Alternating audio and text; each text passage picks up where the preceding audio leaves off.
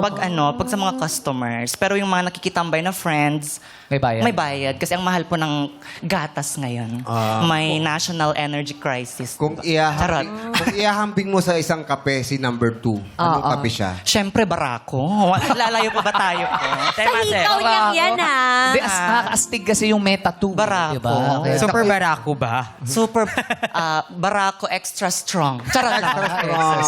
Lalagyan mo ba siya ng gatas o asukal? Ay, parang hindi na ho. Stand alone talaga. stand ba?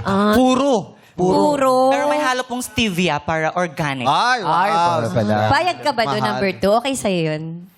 Siyempre gusto ko may gatas. Oo, para super barako na si Bading. Lagyan mo ng onting flavor para at least may onting milk flavor onte. Para may konting lambot. mag-creamy. Yes. Konting lambot. Siyang tunay.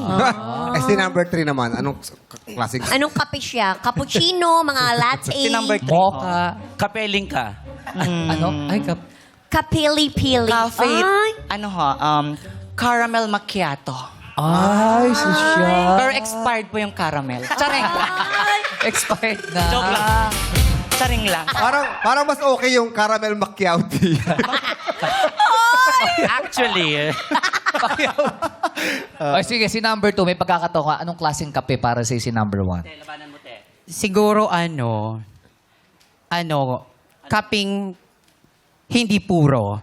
ay, ano? Oo. Yung gatas 3-in-1? 3-in-1 para instant, mabilisan. Oo. Ah, para effortless. Diretso timpla at lalagay lang sa mainit na tubig. Kasi ang ganda niya na eh. Oo.